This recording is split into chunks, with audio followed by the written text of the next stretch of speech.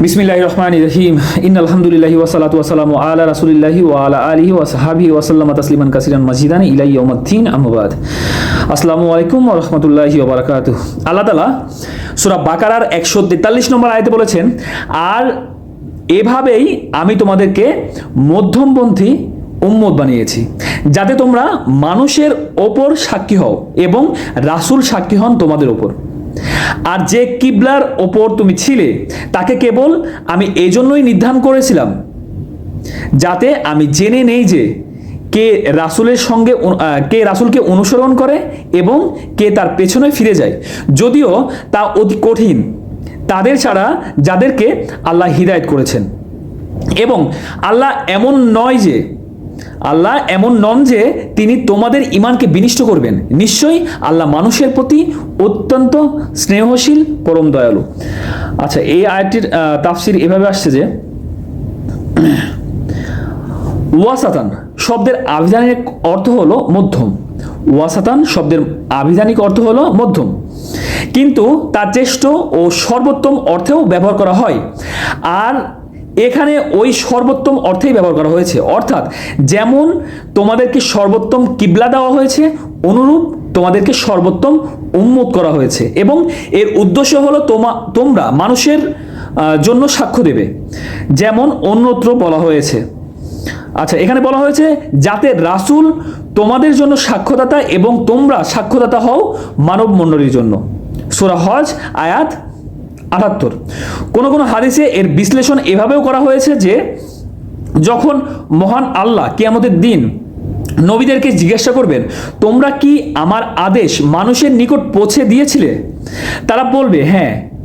আল্লাহ তাআলা বলবেন, এটা কি কোনো সাক্ষী আছে? তারা বলবেন হ্যাঁ, মুহাম্মদ সাল্লাল্লাহু আলাইহি সাল্লাম এবং তার উম্মত। তখন এই উম্মত সাক্ষ্য দেবে। আর এজন্য ওয়াসাতান এর অনুবাদ এভাবেও করা হয়, ন্যায়পন্থীও করা হয় এর অনুবাদ। ইবনে কাসিরে এই শব্দটির আরেকটি অর্থ বলা হয়েছে যে মধ্যমপন্থীও করা হয়েছে, অর্থাৎ উম্মতে মুহাম্মাদি হলো মধ্যমপন্থী, অর্থাৎ অতিরঞ্জন ও অবাজ্য থেকে তারা পবিত্র। আর এটাই হলো ইসলামের শিক্ষা। এতে অতিরঞ্জন কোনো কিছু নিয়ে বাড়াবাড়ি এবং অবাজ্য কোনো জিনিসকে তার উপযুক্ত মর্যাদা থেকে একেবারে নিচে নামানোর কোনো অবকাশ নেই। আচ্ছা, লিনালামা এর অর্থ হলো যাতে আমি জানতে পারি। আল্লাহ তো আগে থেকেই জানেন। আসলে এর অর্থ হলো যাতে আমি দৃঢ় প্রতিওদেরকে সংশয়দের থেকে পৃথক করে দিই এবং মানুষের সামনেও যেন উক্ত দুই শ্রেণীর লোক স্পষ্ট হয়ে যায়। ফাতিহুল কাদির। এখানে কিবলা পরিবর্তনের একটি উদ্দেশ্যের কথা বলা হয়েছে। নিষ্ঠাবান মুমিনরা তো কেবল আল্লাহর রাসূল সাল্লাল্লাহু আলাইহি সাল্লাম এর চোখের ইঙ্গিতের অপেক্ষায় থাকেন। কাজেই তাদের জন্য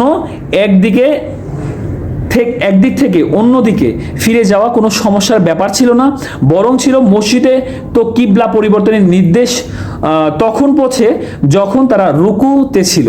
মানে কিছু মসজিদে নামাজে রুকুতে ছিল, এরকম অবস্থাতেও এই খবরটা পৌঁছেছিল। তখন তারা তাদের কিবলা ওই অবস্থাতেই পরিবর্তন করে কাবা শরীফের দিকে নিয়েছিল, কারণ তখন তারা কিবলা বাইতুল মুকাদ্দাসের দিক হয়ে নামাজ পড়তেছিল। এই সময় যখন খবর আসছে যে কাবার দিকে নামাজ পড়তে হবে, তখন তারা ওই অবস্থায় রুকু অবস্থায় তারা কাবার দিকে ফিরে গেছে। আচ্ছা, বলা হয় যে অনুরূপ ঘটনা কাবার মসজিদে ঘটেছিল। কোন সাহাবা রাদিয়াল্লাহু আনহু এর মনে এই সমস্যার উদয় হলো যে সাহাবাগণ বাইতুল মুকাদ্দাসের দিকে মুখ করে নামাজ পড়ার যুগে মৃত্যুবরণ করেছেন, অথবা আমরা যদি সেদিকে মুখ করে নামাজ পড়েছি বা সেদিকে মুখ করে আমরা নামাজ পড়েছি। আচ্ছা, এখানে বলা হচ্ছে যে আল্লাহ তাআলা তো বাইতুল মুকাদ্দাস থেকে কাবার দিকে কিবলা পরিবর্তন করে দিয়েছেন, এবং আগে যারা বা এখন যারা কিবলা বাইতুল মুকাদ্দাসের দিকে নামাজ পড়েছে বা পড়ছিল, এরকম তাদের কি আমল ভালো হবে না বা যোগ হবে না? তো তখন আল্লাহ তাআলা বলছে তোমরা পূর্ণ সওয়াবই পাবা। যা আগে যে বায়তুল মুকাদ্দাসের দিকে যে নামাজ পড়েছো ওটাও আল্লাহর নির্দেশ ছিল, ওখানেও যে পরিমাণ সওয়াব পাবা, এদিকে কাবার দিকে নামাজ পড়লেও সেই পূর্ণ সওয়াবই পাবা। দুই ধরনের দুইটাই পূর্ণ সওয়াব পাবা, যেহেতু আল্লাহর নির্দেশ ছিল। আর এখন যেহেতু আল্লাহ কাবার দিকে নির্দেশ দিয়েছেন, তো এখন শুধু কাবার দিকেই পড়তে হবে। আচ্ছা, এখানে আরো আর এখানে নামাজকে বিশ্বাস ও ঈমান বলে আখ্যায়িত করে একথাও পরিষ্কার করে দেওয়া হয়েছে যে নামাজ ব্যতীত ঈমানের কোনো মূল্য নেই। ঈমান তখন ঈমান বলে গণ্য হবে যখন নামাজ ও আল্লাহর অন্য অন্য বিধিবিধান যত্ন নেওয়া হবে। আল্লাহ তাআলাই এই সম্পর্কে ভালো জানেন। আল্লাহ তাআলা সবাইকে বোঝার মতো তৌফিক দান করুক, এবং আমার বলার মধ্যে কোনো ভুল ত্রুটি হয়ে থাকলে মাফ করে দিক আমাকে। আর আল্লাহ রাসূলের মাধ্যমে যা কিছু আমাদের কাছে পাঠিয়েছেন তা গ্রহণ করা এবং তার উপরে আমল করা তৌফিক দান করুক, এবং সবাইকে 5 ওয়াক্ত নামাজ পড়া তৌফিক দান করুক, সবাইকে হালাল গ্রহণ করা এবং হারাম থেকে দূরে থাকা তৌফিক দান করুক, সবাইকে সুদ থেকে দূরে দেখার তৌফিক দান করুক, এবং সবাই চেষ্টা করবেন ইনশাআল্লাহ সবাই 5 ওয়াক্ত নামাজ পড়বেন। সবাই ভালো থাকবেন, আল্লাহ হাফেজ।